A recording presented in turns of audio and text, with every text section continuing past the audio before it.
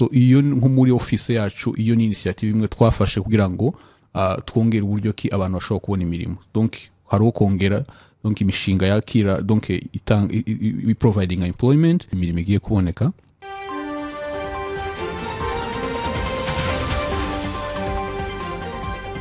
Turabashuhuje ndizera ko mumeze neza nkuko mumaze kubimenyera. Iyi ni C4 TV, tuba dufite ibiganiro bitandukanye bifasha kugira ngo tugire amakuru tumenya cyangwa harigire ubumenyi runaka twunguka nkuko mumaze kubimenyera. Muri kumwe nanjye Tofa, kandi mama afitiye abatumirwa batandukanye bajya baza bakatugenderera bakatuganiriza ku ma topic cyangwa se ku ngingo zimwe na zimwe zidufitiye akamaro. Bibutsa ko iki kiganiro n'ubundi giterwa inkunga n'umuryango cyangwa umushinga Ocean cyangwa se Office of Safe and Healthy Neighborhoods. Abari abantu badufasha kugira ngo dufatikanye tugire ahantu dutura hameze neza, hafite umutekano, kandi tuba abaturage beza bateye imbere ndetse bafite n'umutekano. So uyu munsi rero dufite umutumirwa muri studio za C4. Aramenyerewe, ntago ari umuntu mushyashya, hari n'ibiganiro byinshi twakoranye mu gihe cyashize yagiye atugira akamaro, ndetse mubwira ko no mu biganiro twagiye tugirana abantu bagiye babyakira neza kandi bagushimira ibintu byinshi ukora. Nta wundi rero ni Mandela Gapala. Welcome muri studio za C4. Murakoze cyane kutwakira no muri studio za C4. Welcome kabisa. Gushimira n'inshuro nyinshi uba udufasha kandi werekana umuhate wawe gushyigikira community n'ibikorwa tuba dukora, ndetse niyo hari amakuru uzi ukayadusangiza. Mbona ko bigirira akamaro abantu benshi. Murakoze cyane. So natwe turi muri community, nta mpamvu yo kudasharing izo dushoboye no kufatikanya mu bishoboka. So uyu munsi rero ikiganiro tugiye gukora cyitwa Then and Now. Nkuko mwabimenyereye, Then Now ni inkuru ivuga umuntu ubuzima aba yaraciyemo, ndetse n'ikintu uko byagenze n'ibyamufashije kugira ngo atere imbere ndetse agere aho agera, akadusangiza iyo nkuru, natwe tukagira ibintu twungukiramo, tumenya mu bintu runaka bw'ubuzima waciyemo cyangwa iyo experience. Hari umuntu yagirira akamaro, hari nk'umuntu uba wibaza utubazo, wenda avuga ati se bino bigenda gute, atazi ukuntu bimeze, ariko akagira umugisha akumva abantu nkamwe baba barabiciyemo, yarangiza nawe akagira ibyo yungukiramo. So wenda dutangira nk'abantu batakuzi, nubwo benshi bakuzi muri community, ariko hari nk'umuntu urebye C4 bwa mbere akaba aribwo akurebye, wamubwira Mandela ni muntu ki, yavukiye he, ndetse ubuzima bwe kugeza uyu munsi? Urakoze cyane. Dukomeje no kubashimira ko mwatwakiriye no kuri studio yanyu. Ariko kibazo ubajije ni kirekire, wenda nazogisubiza, ariko nihagira icyo wumva gushaka guclarifyinga nta kibazo uri buze kucemo, nta kibazo. Nkuko nabivuze, amazina ni Mandela Gapala. Tuye hano mu mujyi wa Louisville muri Kentucky, ariko ndumva muri Congo, ndumukongomani wo mu bwoko bw'abanyamurenge. So mazigiye kinini, imyaka igera ku 8 tuye hano muri Ruvo, actually kirarenga masiku umuturage wa hano. So uvuka muri Congo, katwegera kamikoro hari. So uvuka muri Congo, imurenge ni kuvuze. Aravuga ngo ni abanyamurenge n'abandi ngo abanyamurenge ni batandukanye neza. So ni imurenge. Niho wavukiye, niho wakuriye, cyangwa se uheruka wenda ufite nk'imyaka ingahe? Tujye wenda nko mu nkuru ukuntu wavuyeyo, wenda ho gatoya n'ubuzima ruciyemo. Ubuzima bwawe burumeze gute mbere ukiriyo na nyuma yuko wenda havuye ukomeza aho waciye, wenda tugiye nko muri urwo rugendo? Urakoze cyane. Uhereye kwica waruze ngo bamwe bavuga abanyamurenge, abana abanyamurenge, ndatekereza kuko ari accent, donc umuntu prononce ikintu cukimwe no kwijambo ryo mu Cyongereza ubu nyine shobora kurivuga uko ndivuze, undi akarivuga mu burindi butandukanye, ariko twe tuvuga abanyamurenge.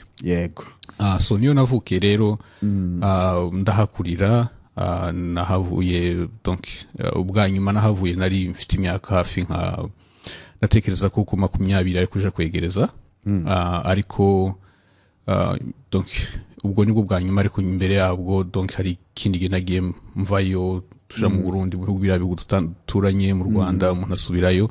Ariko uko nari mbivuze, niho navukiye ndahakurira.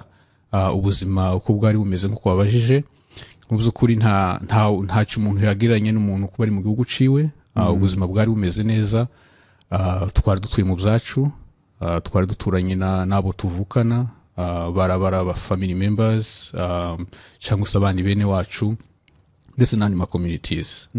Byari bimeze neza kuba abantu batuye, donc inzozi yari ukuza utura hariya tukahubaka, tukahororera, tukakora ibikorwa, ariko nyine kubw'impamvu z'intambara tuza kuhava, niko twaje kwisanga muri bino bihugu zino. Bivuze ngo ni inkuru abantu benshi wenda badukurikiye bari nko muri community ziri hanze bazi wenda z'ubuhunzi, intambara, abantu benshi baba baraje muri bihugu usanga ari ibyo bintu baciyemo. Ubwo muhunze intambara, wenda ntabwo tujya muri detail cyane ariko nyinshi tuba tuzizi. Mwahungiye Burundi niko waruvuze, ubwo mugezi Burundi, wenda kuva i Burundi tuza hano turebe muri urwo rugendo rwari rwifashe rute mbese? Urumva tumaze guhunga bwa nyuma duhunga nyine tuza donc twambuka tuje i Burundi. Donc ariko reka mvugeho na mbere yuko abantu bahunga bava i Burundi tuje i Burundi, no kuvuga ko mu by'ukuri intambara zimaze iminsi muri Kongo. Zatangiye kuva kera, ariko intambara abantu bavuga nyinshi nizira zabaye muri 1996 ari nazo zateye wenda ibibazo bikomeye. So bivuge ko dukura umuntu akurira muri Kongo, hari n'igihe abantu bahunga ukava mwari mutuye ukaja ahandi, ariko donc aho mwahunze wenda byagenda neza mugasura kandi mugahagaruka guhungira mu gihugu imbere. Yes, ariko izo ngibyo abantu bari bataritwa barefije, kuko iyo uhayihungukira mu gihugu cawe babita aba IDPs, internally displaced person. Yes. Cyangwa umuntu uhunze mu gace arimo mu gihugu kimwe ariko gahungira wenda mu kindi gice ariko akaguma mu gihugu kiwe. Yes, cyagi utaritwi umurefije bitewe n'uburyo UN definition umurefije, kandi burya ukiri nabarizwa mu mategeko y'igihugu cawe. Hari uburyo organization humanitaire ashobora gufasha, ariko kandi muri cyagi hukibarizwa mu mategeko ya cyagi huko. So abantu rero bakuze ibyo ngizo bigenda babitewe n'intambara zimaze iminsi muri kiriya gihugu, dukura twagenda tubibona, ariko nyine bimaze kusa nkaho birenze wenda abantu, donc violence n'ibibazo bimaze kuba byinshi, abantu bagenda bahunga. Ubwa mbere twahunze hari tuhunga tuva muri Kongo hari 2004. Ubwo hari intambara kandi zigiye cha RCD, turahunga tuje i Burundi, aho uzawumva bita mu Gatumba, ni inkambi yari iri. So muri make wenda mbe brief nuko ubuzima bw'impunzi ni buri ubuzima bwo kuba muri mu nkambi, ubaye mu nkambi cyangwa utabaye mu nkambi ariko muri mu maboko ya UN. Abantu benshi urumva ariho abarefije b'abayirbe batuye mu mujyi n'abandi bo mu nkambi, ariko mu nkambi ubuzima uko buba bumeze natekereza ko nk'abantu bumva ururimi duha tuvuga, ndatekereza ko babumenyereye wenda barabuzi. Ubwo buzima bwari bugoye bigera igihe nyine biba bibi cyane, cyangwa se intambara ziriyongera bigera igihe uba mu buhunzi ku buryo ukibasha no gusubira mu gihugu cyawe. Hanyuma wenda turi mu buzima bw'ubuhunzi, warukomoje nko ku kintu cyo kwiga, urabashije kwiga ndetse waje hano umaze warize? Naje hano ndi muri kaminuza, nari ntarayirangiza ariko naje ndi muri kaminuza. Good.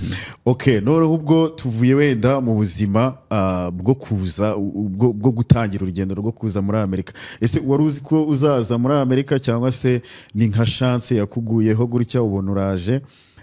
Ndetse byari bimeze bite wenda ku muntu, kugira wenda twumve abantu benshi bafite experience zitandukanye z'ukuntu baza, urugendo rwo kuza rwari rumeze gute? Ni ibintu wari witeguye cyangwa wari uzi kuzaza uhitamo ari igihugu uzajyamo, ibintu nk'ibyo? Urabona umuntu yari mu nkambi, haba hari icyizere kuko umuntu yasubira iwabo, donc amahoro y'aba abantu bagataha. Ariko kandi amahoro atabaye hariho ico cyizere nyine abantu kuko bashobora kuja mu bihugu bishobora kubakira. So nanje rero nari muri abo ngabo natekerezaga kuko igihugu iwacu kizakira tugasubirayo tukaja gutura, kuko numvaga ko ari zo z'ingenzi. Ariko kandi n'ikizere cyo kuzana cari gihari, ariko kandi nta muntu nari nzi hano wari kundeklara, nta muvukanye nari mfite wenda nari nzi ngo ndiko ndasanga se cyangwa se wenda hari cyaha bikora kugira ngo nzamusange. Ico kizere cari gihari, ariko kandi cari ikizere ki umuntu atashobora kuba wenda wavuga ngo hari cyo ushingiyeho. kubera kuko donc byari gushoboka umuntu yarizeye ko bishoboka cyangwa se ntibishoboke. Bitunguranye ubuzima bugenze gutyo, bitunguranye ubonye uburyo bwo kuza muri Amerika cyangwa kwimukira mu gihugu gishyashya. So your experience nk'umuntu wari uvuye mu buhunzi, wari uri muriga utararangiza na kaminuza, uri muri kaminuza urangije uraza uza mu gihugu gishyashya gutangira bushyashya, nta muntu wari uhazi nk'uko bivuze, gutangira bushyashya. Ni he wabanje? Wahise uza muri Amerika? Ni muri Kentucky n'ubundi wahise uza? Ni hano naje direct kabisa, nashyikiye hano. So mbwira nkuru y'ukuntu waje n'ukuntu wabyakire, mbese ukiza muri Amerika icyo wari witeze ni iki, ndetse n'ukuntu wasanze hameze, byari bimeze gute? Urumva tumaze kuza umuntu harimo donc umuntu yari afite santima zibiri. Hariho santima yo kuko twari tuzishimiye, twari excited yo kuza bitewe nuko muzukuri nkuko nari nkubwiye donc turi mu nkambi twategereje ko ibintu gishobora kuzakira abantu bagataha. Iyo ntiyari option kuko intambara ntago zari zakemutse. So tumaze kubonye opportunity yo kuza hano rero twari tuzishimiye kuko tumvaga kuko nyine ari ikintu donc ubuzima bugiye guhinduka, wenda abantu bagiye kwikorera cyangwa se nyine bagiye kubaho mu buzima butandukanye n'ubwa hariya. Ariko kandi umuntu ubaga afite uruhuha cyangwa se igihunga bizaba bimeze bite? Igihugu ujemo, igihugu ubu nibwo bwa mbere ukijemo, igihugu wenda bavuga n'imvugo utasanzwe uvuga. Umuntu yibazaga byinshi, donc hari izo santima zibiri zo kumva ko kubyishimiye, ariko kandi hakumva ufite n'ubwoba, kumva wenda hari nk'ikintu kibura muri make. So tubwire ni izihe nzitizi za mbere wenda uhuye nazo ukabasha kuzova kaminga cyangwa se kuzitsinda kugira ngo ube umuntu uriwe uyu munsi? Wenda utangira nk'ishuri byari bimeze bite? Akazi ni ikihe kintu cya mbere wabonye uvuga ati bino ubuzima buragoranye, ntago nari niteze ko muri Amerika hameze gutya, ndetse ndumva bingoye cyane, n'uburyo wabashe kubitsinda ukabasha kuvuga ati reka nkomeze ndwanye ngere kuri uru rwego, n'uyu munsi ukaba uri umwe mu bantu badufasha mu bintu byinshi turuze no kureba no muri serivisi n'akazi wagezemo ukuntu wakagezemo. Ibyatugoye byari byinshi bitewe nuko icambere navuga umuco. Donc twari tuje dusanga abantu tutazi imico yabo kandi dutegerezwa kubana, kandi bavuga imvugo tutavuga nkuko nari mbivuze. Donc kandi izo mvugo zikenewe kugira ngo ube wakora ibyo wifuza gukora bitewe nuko communication ni ikintu cy'ingenzi. So muri make kwintegra byari bigoye, n'ubu ngubu biracagoye. Umunsi n'umunsi dukomeza kugerageza twiga twimprovinga, ariko cyane navuga kuko challenge ziri around ya integration, uburyo bwo kwintegra, kumenya kubana n'abano bantu, kumenya gukorana nabo, no kwiga gukora donc ibyo tutari dusanzwe dukora, kwigira hano, gushaka imirimo. Nibo bwa mbere tugishika hano nigeze kubuza nkora muri Amazon, nakoze ijoro kazi kambere ngiye kubaza wakoze. Nicyo kiri ndumva abantu benshi iyo bakiza kiri mu kintu cya mbere kibagora, akazi kambere. Kubona akazi kambere benshi ako baheraho gasanga kari gukoresha nk'imbaraga. Wavugaga icyongereza ubundi waje uzi nk'icyongereza kuvuga ku buryo wabashaga kugikoresha ubusanzwe mbere y'uko uza? Nari nzi gikeya, ariko kandi nicuzi ugeze hano hari ukuntu usanga accent ya hano ukuntu bakivuga wenda no kutagira confidence, kumva kuko wenda uzo havuga wenda bitashobora kuba byumvikana cyangwa se donc hariho like kumva. Yes, donc nari kivuga gikeya. So akazi rero natangiriye nkuko nari mbikubwiye ni muri Amazon, kwari gukora night shift. Nibwo bwa mbere nari nkoza akazi ka nijoro, kijoro ugasaba amasaha menshi kuko uhagaze, ntago byari byoroshe. Kara akazi gakomeye, ariko ndagashima ko kamfashije wenda nantuka niko nahereyeho kugira ngo niyenstare hano. Ariko kandi donc yari muri challenge nahuye nazo gukora amasaha uruhagaze amasaha menshi. Ndagira ngo abadukurikiye ikintu dushaka hano kugira wenda tumenye uburyo umuntu abasha kuva nko ku rwego rumwe akagera ku rundi n'imbaraga wenda bimusaba cyangwa se n'uburyo ashobora kubikora.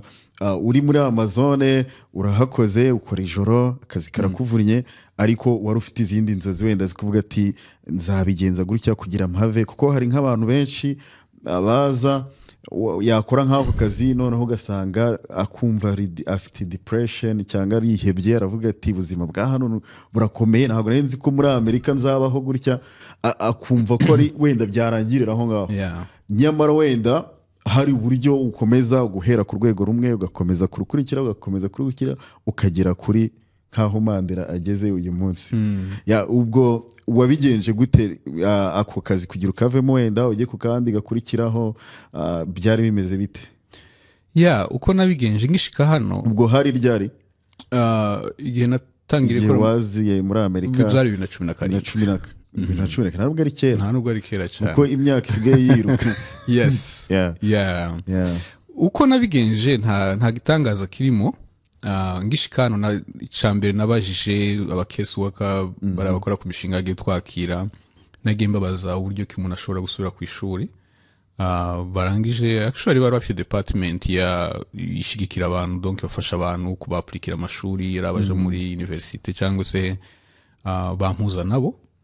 Bamaze kumpuza nabo barambwira ati gahunda n'ukuri ko zigenda ni gukora application hanyuma ukabonye admission ugatangira ukiga, ariko donc zasabaga kuko ndeba eske nahe mashuri nshaka kujaho, eske ko nkeneye kwiga ni gute nzabigenza kugira ngo nshobore kwiga no gufata amashuri, donc no gukora, donc kugira ngo mi balancing zombi.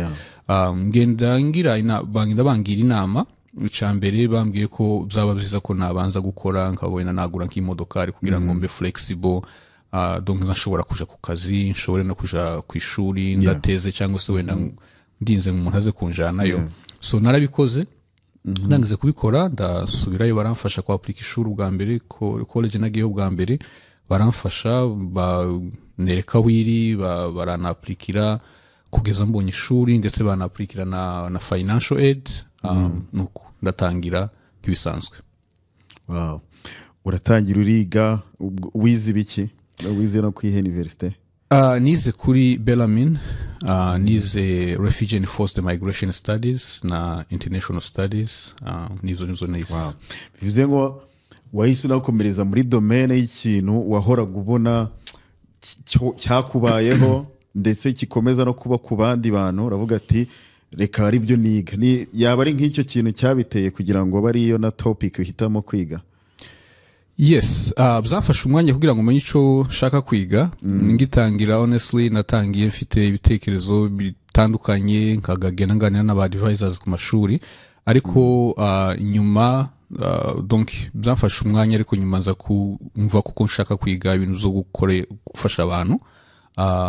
Nkamenya kuko nari mbifitemo experience, donc yo kuba impunzi no kuza n'ibintu umuntu agiye akora bitandukanye, ariko nkenera kubibona muri perspective academic. Ndavuga ati wenda nizo bizafasha no kuba umuntu yanabikora neza. Donc ndabyiga ko motivation ni passion nifite gufasha abantu, no kumva mbikunze. Ngira n'amahirwe rero mbona ishuri nabyigamo kugira ngo mbe nabikora wenda mzumva, donc from the personal experience zonaciyemo, ariko kandi nshobore no kubibona muri perspective academic. Wenda tuvuze no kuri ako kantu gatoya, hari abana benshi wenda badukurikiranye, hari nk'abo uganize kumva barakubwiye ati ebana ntago nzi ikintu nshaka kwiga, nanjye ntago mbizi, ugasanga agejeje wenda nk'igihe cyo kugira no kuri college ataramenya ikintu ashaka kwiga. Ntekereza ko biri no mu bintu bya mbere bigoranye mu mikurire y'umuntu, kumenya uwo uriwe n'icyo ushaka. Ni nk'iye nama twaha nk'abantu bakiri batoya, bati ni gutya wenda wabigenza, ni gutya nabigenje biramfasha kugira menye nshaka kwiga iki, nshaka gukora iki.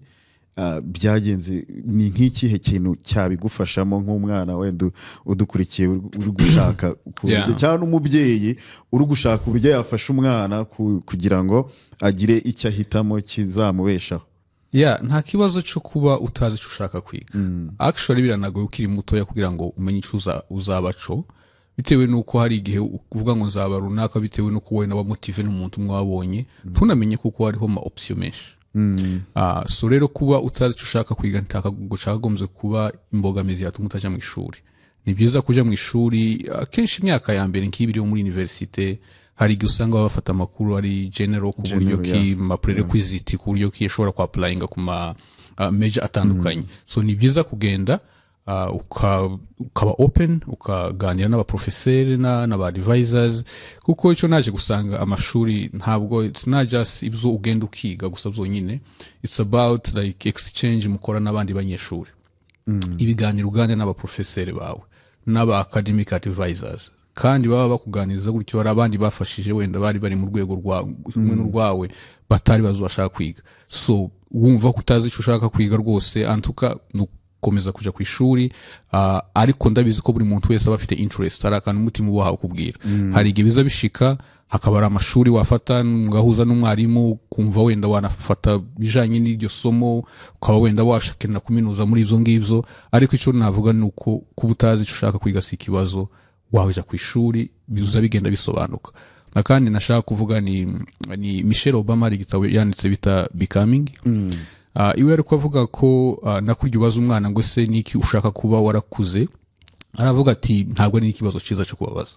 Iwe aravuga ko kwiga yakuze yumvaga ko ashaka kuzaba umudokiteri w'abana, yumvaga n'inzu ashaka kuzabamo yari afite picture yayo ufite hasi no hejuru, nuko ariko donc akurazi kuko ivyo ngivyo azakora, ariko mu nyuma yabwo yaje gukora ibintu byinshi bimwe binatangaje bitandukanye. So kuba utazi icyo ushaka gukora rero nta kibazo, kandi ukiri na mutoya biranagoye kubera kuko iyo uhaye ukura uzugenda we exploringa bigena kubwiye bavuga n'aba professors bakagenda wumva donc ibitekerezo byawe, aba advisors bakagenda bakuganiriza uko donc ukuganira nabo ni kugenda usobanukirwa ibyo ushaka gukora kandi none bakabigufasha kubigeraho. Good. So ubwo wiga waba warakoraga wiga gukora cyangwa se byari bimeze bite ubuzima bw'ishuri, kuko abantu benshi barabutinya ugasanga nko gufata initiative cyangwa se avuga ati reka ngende nige kumva biragoranye, bamwe bakabivamo, ndetse aho usanga n'abantu bari bo bita college dropout cyangwa abantu bava muri college bayitangiye ntibarangize, ni benshi cyane nko muri community ndakeka ni benshi batangira kwiga ntibarangize kwiga cyangwa wenda bahura wenda n'ibindi bizazane sinzi nk'ikintu kiba kibitera. Watubwire ubuzima bw'ishuri ukuntu bwari bukumereye nk'umunyeshuri wigaga, ese waranakoraga byari bimeze bite? Yes, igihe cyose nigaga narakora kuva ngizanga ntabwo ndareka gukora. Umva nkaho byari bigoranye. Byari bigoranye ariko zasabaga ko urukora muri Amazon. Oya, muri Amazon actually nakoze amezi agera ku 9-10 gutya, nahise mpava ntabwo natinze na transitionze kuri Omni Hotel niyo naje gukomereza, ariko usibye ko nanahagiriye amahirwe banampeza schedule flexible. Ariko kandi kuri icyo ngicyo nari donc waruvuze donc kwiga donc nje nakoze niga. So kandi birashoboka. Biragoye nta kintu coroshe. No kutiga nabyo biragoye. No kutiga nabyo biragoye bifite challenge yazo. Urumva? So nabikoze byombi nta gitangaza nakoze isifi yo kuba ufite gahunda. Wenda ibintu z'ama distraction ukabireka, ibintu bikurangaza. Ibintu bikurangaza birashoboka wenda kuko abandi boje mu event wenda ujeyo kandi nawe ushaka kujayo, ariko nta kibazo mu event azohora. Hariho nige nagabanije social media, urabona kuko dutakaza umwanya munini kuri social media. Ndi muri college na WhatsApp ntayo nagiraga, ugasanga wenda ari n'abavuga ati suriya muntu utanagira WhatsApp we n'ukubera iki, kubera ko tuyikoresha cyane gukomunika nabo twasize muri Afrika, nabo tubana nuzugira cyo ugasanga n'umuntu twaragwamagara kuri WhatsApp kandi afite na telefone. So I think ni kesi yo kwiprograma kumenya icyo ushaka, biragoye ariko kandi birashoboka. So ubwo warangije kwiga ryari? Tuvuge wenda nk'igihe watangire kwiga n'igihe warangije.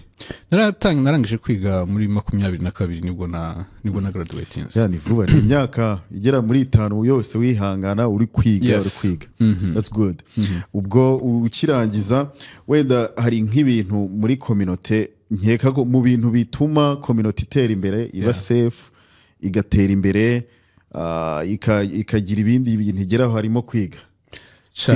kwiga biza ku mwanya ndumva uri kugira community nyiri isobanutse cyangwa isobanukiwe kwiga biri mu bintu byayifasha kugira ngo ahigira cyane no kugira n'abaturage beza cyane rwose ufite kwiga nta kindi umuntu yakigeranya naco kuko iyo wize barya wiganye n'ibyo wiga bigutuma kwintegra mu bandi bantu bikamenya ko bikaguheza ubushobozi bwo kuba wanamenya uko kubana n'abantu batandukanye ukanagira n'ubushobozi bwo gukora ibintu bitandukanye hakaba n'igihe bagukenera bitewe n'ibyo ushoboye n'ibyo wize cyangwa se ukamenya basi n'ibiha bitambuka kuko yeho ubimenya utiza ariko kandi iyo wize ubimenyaho cyane kabisa.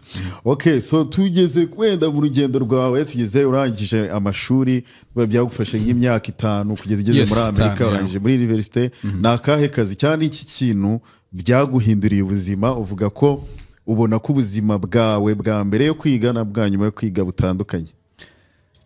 Ufite ni byinshi byagiye bihinduka honestly kuri personal level ari byinshi byagiye bihinduka kubijanye n'imirimo narangije nkora kuri KyoR Kentucky Refugee Ministries nkuko ubizi ndangije ndatekereza ko maze nk'amezi nk'atandatu nabonye promotion kandi icyo gihe promotion ibona nari ngiye kugenda gukora kandi kazi ariko nza kubirangiza na boss tubivuganye anemera promotion ndahakora so ndatekereza kuko wenda iyo nza kuba ndafite degree wenda sinzi ko yari ku donc promotion yari kuba yaba udafite ayo mashuri warangiza ntago bari kuguha kuko promotion nko kuzamura mu nzego kuzamura mu rwego rukurikira kubera kuko donc mba promoted ku managing a department nari ndimo yari ifite abantu bafite masters abantu bafite bachelor's degree so nta kuntu rero bashobora gupfa gupromotinga utafite degree nta biragoye so donc mu mirimo yahise ihinduka atarashira amezi menshi ndasitekereza ko arashize amezi nk'6 graduatinze bimpesha n'icyizere cyo gukomeza gukora ibintu bitandukanye bitewe n'uko nyine ufite urupapuro rwa hano Okay, so ubuzima uyu munsi rero bumeze gute mu kazi ukora uyu munsi ndumva wenda watubwiraho gakeya no muri service ukora n'abantu wenda bamenye izo service niba zibafitiye akamaro ku buryo nicyo zibamariye muri community muri department cyangwa mu bintu mukoramo? ubu nkora muri office ya state ibijanye ni kwakira impunzi bayita Kentucky Office for Refugees mpagarariye department ya workforce development cyangwa se employment nibyo nkora donc dufite agencies 8 muri Kentucky zakira impunzi nshinzwe kumakinga sure yuko department ya workforce development cyangwa se employment high functiona neza mbafasha muri outreach ku networkinga n'aba employers kuba representinga muri institutions zitandukanye ku managinga federal grants to refund na national office bita office of refugee and resettlement ni department ya health and human services need funding so making sure yuko duhatu managinga ma funds tubona zizo agencies kandi tukamonitoringa tukamenya kuko muzukuri izo fundinga bahaye babikora usibye izo agencies 8 nakubwiye hariho izo bita ngo ni ECBOs ethnic community based organizations nazo harizo duhaye fundinga mu providing employment actually vuba ari agencies za bona fund zivuye kuri agency yacu zo gusupporting ibikorwa bya employment ni budget ya 2.5 million ndatekereza kuko izagira donc akamaro kenshi ariko overall department ya employment bashobora gukoresha over 10 million ku mwaka so muri budget yo muri office. Okay, wenda kubi breaking down cyangwa kubishyira muri make kugira abantu badukurikiye wenda babashe kubyumva no kuvuga akora muri office cyangwa mu biro bya state bya leta bishinzwe impunzi cyane cyane akaba ari muri mu biro bikurikirana ibintu by'imirimo ariho abafasha izi nzego zitandukanye z'ama agence cyangwa se ibi bigo bitwakira muri Amerika ndetse n'izindi community cyangwa n'izindi organisation ziri muri community zifasha abantu. Hanyuma wenda kuri icyo kintu abadukurikiye ndumva bahise batangira kuba interested muri iyi topic cyangwa mu bintu turi kuganira, batangiye kumva bashaka gutega amatwi cyane. Ku mirimo hari ikibazo kinini cyane wenda twagakomozaho. Abantu benshi mu minsi ishize ndetse na n'ubu icyo kibazo ntago kirakemuka neza, ariko wenda cyagabanyutseho gake. Abantu benshi nta kazi mu minsi ishize, nta kazi bari bafite, haba muri Kentucky no mu zindi state zitandukanye. Haba hari ibintu wenda bakwitega biri guhinduka cyane muri gahunda muri gukora, ku buryo nk'ikibazo cy'imirimo kishyirwaho iherezo, abantu bakabasha kubona ibintu bakora. Kuko nka kera, nko mu gihe waje za 2017, nkeka ko icyo gihe nta bantu bazaga tuvuge b'impunzi ngo ubone wenda bamaze igihe bicaye kuri entry level jobs cyangwa se utuzi tuno twibanze twari duhari ari twinshi cyane. Ese cyaba ari nk'iki cyabiteye kuba utuzi tugabanyuka, ndetse n'iki kiri kubikorwaho kugira wenda byibuze abantu babona ibyo bakora? Hano twari tumenyera imirimo nk'uko wari ubivuze, ndetse twagiye tugira abantu benshi bimuka bava mu yandi mastate baza muri Kentucky bitewe n'uko hari imirimo. Urebye na average wage, amafaranga abantu bamakinga, n'ubuzima, cost of living, ugasanga ni ibintu bishoboka. So byatumaga abantu benshi bava mu mastate bari bakaza hano, kandi byaraboroheraga kugira ngo babone imirimo. Biragenda bigeze igihe cya COVID. No mu gihe cya COVID abantu bari babona imirimo myinshi. Nakoraga muri employment n'ubundi kuri KyoR. Nyuma yabwo honestly hari ibintu byinshi byagiye bihinduka post COVID, hari ibintu byinshi byabaye. Ugasanga natekereza kuko wenda ari ikibazo kijanye na economy, imirimo igenda igabanuka iba mikeya. Ariko habaye kugabanuka kw'imirimo mu companies, amakampani menshi yagiye agabanya abakozi ndetse aranafunga amwe kubera economy. Ibyo gufunga wenda no kwirezerva kubivugaho, ariko imirimo yaragabanutse bitewe nuko donc iyo imirimo akazi ari gakeya nabo bahiringa abantu bakeya. Hari ico ngico. Ikindi, hari abantu benshi bariko abimukira benshi baje, benshi barenze urugero. Cyane cyane navuga nk'abantu bava muri Cuba, aba Cuban n'aba Haitian. So abo rero biyongera ku mpunzi zarasanzwe ziza n'izihari. Birebye rero bikompaye na openings companies ziba zifite, bigenda bisa nkaho bicreating ikibazo cyo kuvuga cyo abantu basanga bagiye benshi imirimo iba mikeya. So ibyo rero bigenda bya affectinga cyane cyane abantu bacu, bitewe nuko aba employers bamaze kubona ko bafite abantu benshi babashaka, donc abashaka imirimo ni benshi, ariko imirimo bafite ni mikeya, baba selective. Ugasanga rero batangiye gusaba ko abantu bavuga icyongereza, bakavuga ko bakeneye umuntu uvuga icyongereza cyangwa se Spanish. So ugasanga abantu benshi biwacu ugasanga ntibisanze muri barya bavuga Spanish kandi ntibisanze muri barya bavuga icyongereza. Ugasanga rero baburiyemo. Ariko kandi ubu ngubu hari ikizere yuko imirimo igiye kuboneka.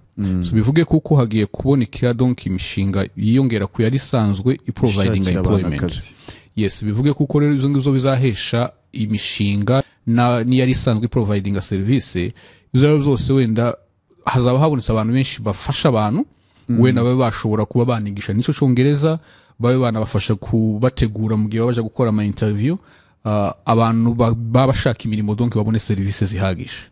So iyo nko muri office yacu, iyo ni initiative imwe twafashe kugira ngo twongere uburyo ki abantu bashobora kubona imirimo. Donc hariho kongera donc imishinga yakira, donc providing employment kugira ngo abantu bagire access ku mishinga myinshi, noneho nabari basanzwe babikora bareke kumva bataremerere. Ku mishinga muzukuri wasanga gari abantu ugasanga no mu case wa job developers 3 4 5 bafite abantu benshi cyane, bafite abantu magana. Ugasanga no kugira ngo ba managing zo case load, kandi ari ukuntu tubasaba kuko babashira muri database, bagomba hari zo bagomba gukora biri administrative. So kuvuga ngo bakora ibyo ngizo nafashe gushaka imirimo, bicare ba identify ibyo company zihari cyo zikeneye, bakore outreach, ba networking nabo byari bigoye. Ariko rero turatekereza kuko kikizafasha.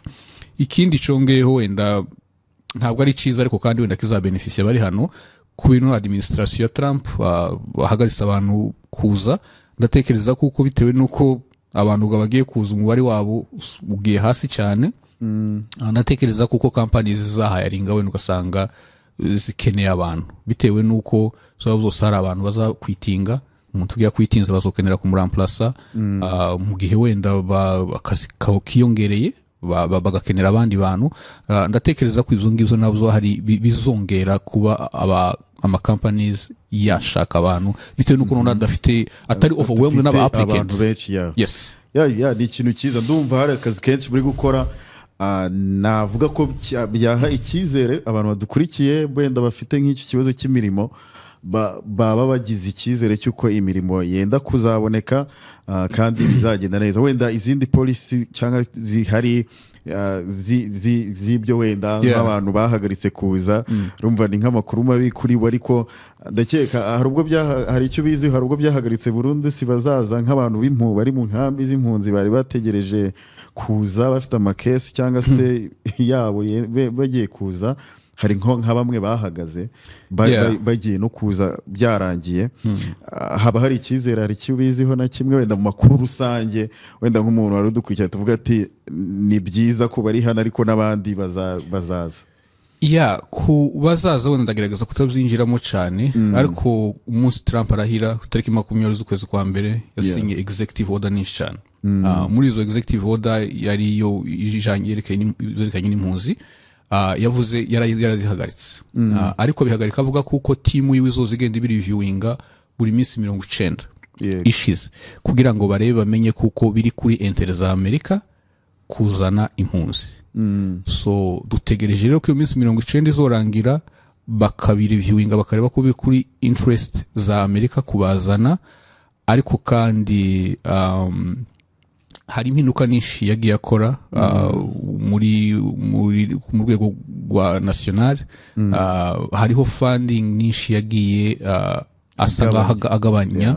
Hariho zo isanzwe zifasha kwakira impunzi, izo ngizo kabisa zarahagaze, ziri muri iriya foreign aid freeze, like yahagaritse inkunga z'amahanga. So ziri embedded muri iriya executive order. Ni ukuvuga ko rero ni bisubiramo wenda iyo minsi 90 yavuze bakabona biri kuri best interest z'igihugu cya Amerika kuzana impunzi, bivuge kuko bazosubiramo eske bakeneye kuzana zingana gute. Nkwibutsa ko igihe cya Biden yari umwaka ushize haje 125,000 birenga. Uyu mwaka nabwo mbere y'amatora yari yavuze kuko yifuza kuko uyu mwaka turimo 2025 hazaza 125,000. So urumva kuko rero Trump rero kuba yasa nkaho yabihagaritse ya minsi 90, ariko kandi atangira n'amafaranga abantu bakoresha mu kubazana kera usa nkaho arayahagarika. Subwa ngo asa nkaho arayahagarika. Abakozi benshi bari mu kuzana impunzi mu guprocessinga ama interview zose, bamwe baratashe, abandi nta kazi bafite. Urumva kuko nanone mugiye uvuga akavuga ati ni byiza kuko baza bizofata umwanya, bizofata igihe, kuko sukuvuga ngo baraje uyu munsi bahite baza. Umva bisaba kuko sura kwa allocating amafaranga yo kubazana, agakorana na iriya department ya health and human services na office of refugee and settlement kuri ya national level, bagacoordinating na USCIS uburyo ma interview agomba kuba nari ama organization za UN musa OEM kugira ngo bategure kuza.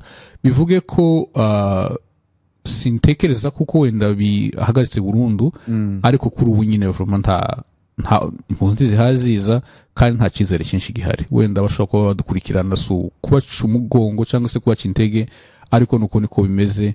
Kuko hano muri Amerika imishinga yakora donc yakira impunzi ni 10 minini, zirimo za IRC, za CWS na Catholic.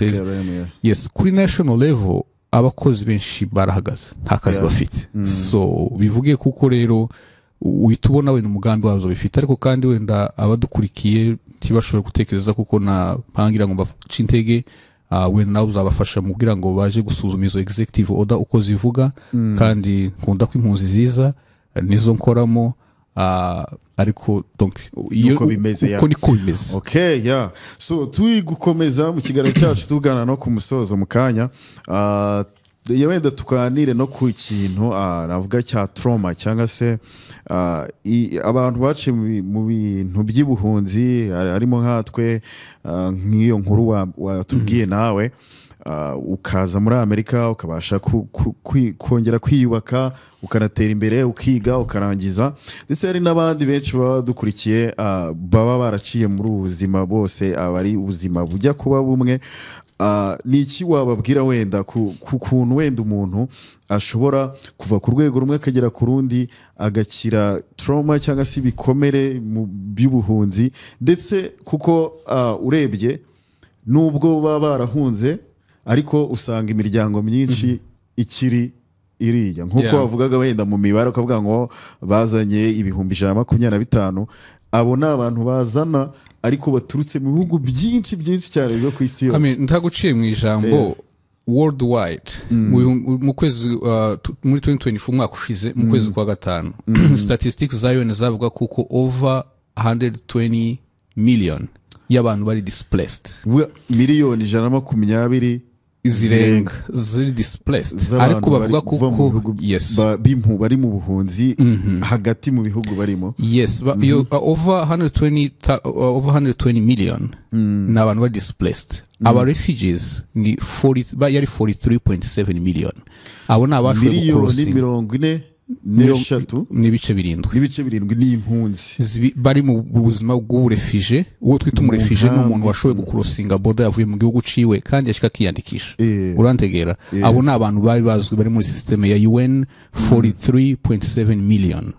So rero impunzi ishobora kugira amahirwe yo kuja mu bihugu nk'ibyo za Amerika cyangwa se bona baje muri Europe n'abo muri Canada ni less than 1% ya refugees bahari. Ni nka rimwe nta kintu mbese bake bivuze ngo abantu baba bagiye muri ibyo bihugu resettled cyangwa mu bindi bihugu byo hanze yaba za Canada Amerika ni aga pourcentage gatoya ku kibazo cy'ubuhunzi kiba gihari.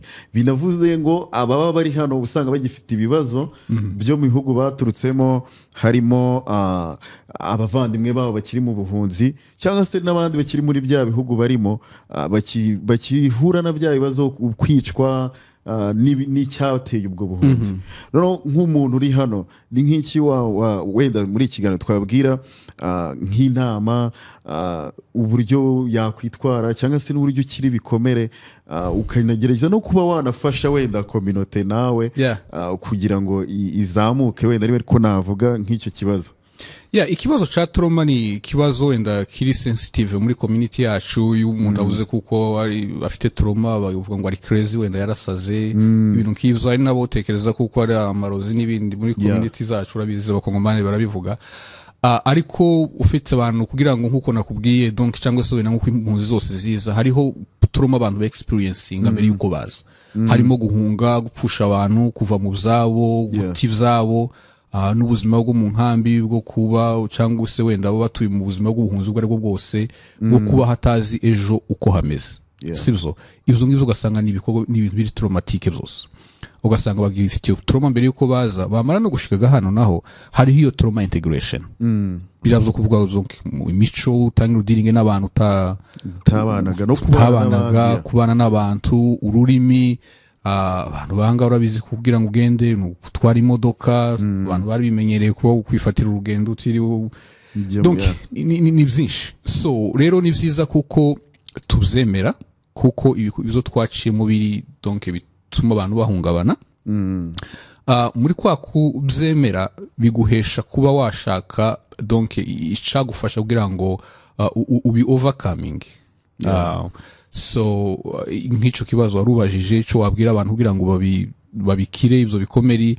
Ndatekereza ko icambere ari ukwemera kumva kuko bibaho kuko trauma avuga kuko ni emotional response y'ibintu zatambutse waraciyemo ugenda ubisubiza uburyo bese ni nk'igisubizo cyo mu marangamutima yawe ku bintu waciyemo.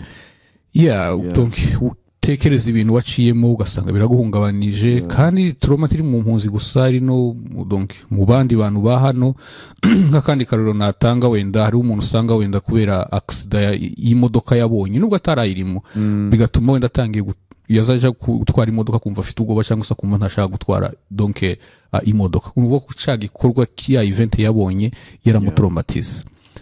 So rero ibyo twaciyemo mbere yuko abantu baza ni n'ubuzima bwa hano kugira ngo abantu bintegire mu buryo butoroshe icambere n'ukubyemera ko biriho.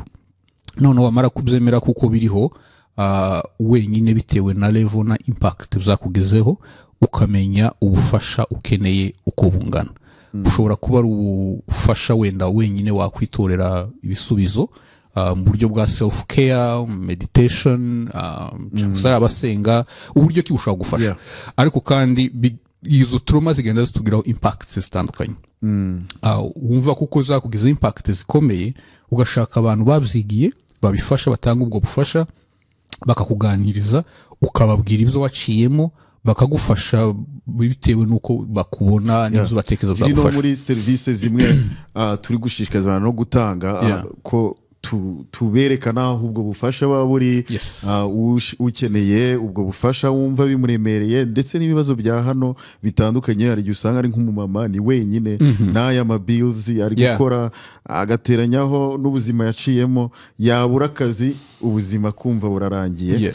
Ariyo mpamvu ukeneye ubufasha hari ahantu henshi no muri izo programme muri gukora, ndetse tuzagenda tugira n'abandi batumirwa batubwira no kuri izo programme, tubashe kwereka abantu aho bajye mu gihe bakeneye ubufasha cyane rwose. Kandi kanabimvita kubagana hano kuri no mushinga wanyu, kuko ndabizi kuko muri forward mutanga services zitandukanye, kandi ciza ndatekereza kuko nubwo boza kuri service mudatanga, muba muzi izo service bakeneye aho ziri, bakaba baburira. Kuko nyine umuntu ushobora kuvuga ati se none ko nkeneye umuntu ushobora kumfasha nyine muri izo bintu za trauma mfite, so ni byiza yuko rero abagana. Dusoza ikiganiro kuvuga dushaka kubaka community cyangwa se iri resilient, cyangwa se ifite bavuga nka gute mu Kinyarwanda, kuba resilient cyangwa se kuba umuntu ubasha guca mu bintu ukabicamo, ugatera imbere, ukagira umutekano aho utuye, ukabaho neza, ndetse n'ubundi buzima buhari, niba hari n'ubuvugizi bw'ibintu ubona bitagenda neza ukaba wabikora. Tuvuge nk'abari baba bagikomeza kubona wenda ibibazo bikiri mu bihugu byabo, bakumva bikugiraho ingaruka, bakaba wenda bakora n'ubwo buvugizi, bagakomeza kwigishanya no kubana neza nta ma conflict, niko navuga conflict hagati cyangwa se amakimbirane hagati ya community n'izindi. Ndabona hano muri Amerika usanga muri bino bihugu twahongeye harimo ama community atandukanye, ndetse afite n'imyumvire itandukanye ku bintu. Nk'uburyo wenda abantu bashobora kubana neza, bakagerageza kubaka ubumwe kurusha kuba bakomeza kugira ibibazo bituruka ku mateka cyangwa ku mateka baba baraciyemo. Wosubira mu kibazo neza kugira ngo ncumve? Nubwo wenda hari nk'abantu wenda hari nk'abantu muri bino bihugu usanga bava muri community zitandukanye, zifite n'imyumvire itandukanye. Nk'uburyo ki abantu bashobora kurenga cyangwa bagakomeza kubana neza za conflict cyangwa se y'amakimbirane ntakomeze kubagiraho uruhare cyane mu buzima bwabo, ko nacyo kiri mu kintu kimwe gishobora gutuma ubuzima bw'abantu butagenda neza mu bihugu baba baranahungiyemo cyangwa barimbukiyemo. Ndatekereza kuko indikozo cyane nacumvise neza, kugira ngo abantu bashobore donc ico abantu bakora kuri ico ngico, ndatekereza kuko abantu bagomba kuba peacekeepers. Kandi buriya peace ntabwo ari absence y'intambara. So nukuvuga kuko rero abantu bagomba kumva kuko tukitubwene nk'abantu babimukira bagiye bahungira ino, ni byiza kuko baba serving nk'akarorero, donc bakaba intangarugero. Kubera ko urabona nk'iyo tuva muri Kongo sibyo, hari ukuntu usanga hari ibibazo by'amoko, ugasanga ntabanye na runaka, hariho bamwe bavuga kuko ngo muri abakongomani mugomba kuja mwaje muva, hari nazo zatugizeho ingaruka tugenda duhunga, ariko ugasanga n'abarya bari uko bakubwira ngo ntidushaka kubana namwe, nti muri abakongomani twahunga, ugasanga tugiye kuba mu nkambi. Ugasanga dusangira tubana mu ahantu hatoya, ugasanga wenda muri Kongo abantu baturanye ariko haragutse, ugasanga mubanye hamwe mukanasabana mukanaba n'inshuti, noneho ikibazo cya kikaba mugiye musubiyeyo, uba wakwambuka usubirayo ugasanga na wa muntu ntango mwahuzaga mukaba mutohuza ko ashobora kwita kutari umukongomani hari ikibazo ibyo bibazo uzamuka so rero nk'abantu bari no sho tugomba gukora ni kimwe tugomba kwerekana kuko ibiduteranya donc bitava muri twebwe aho gusanga bigiye biva muri mauvaise gouvernance kuri responsabilité y'abategetsi so badashobora kuba bosekiriza igihugu ngo bagire umutekano bashakira abanyagihugu umutekano so ahubwo twe tubereke tubabwire kuko ibibazo bihariwe nari ibibazo cyane donc iyo duvuye hariya tubumwe rero tugaragaza tusubireyo tubabwira ati zaho zose abantu bagomba kubana twese turi abakongomani tubane turane hanyuma na advocacy nk'uko wari ubivuze ni byiza kuko abantu bafatikanya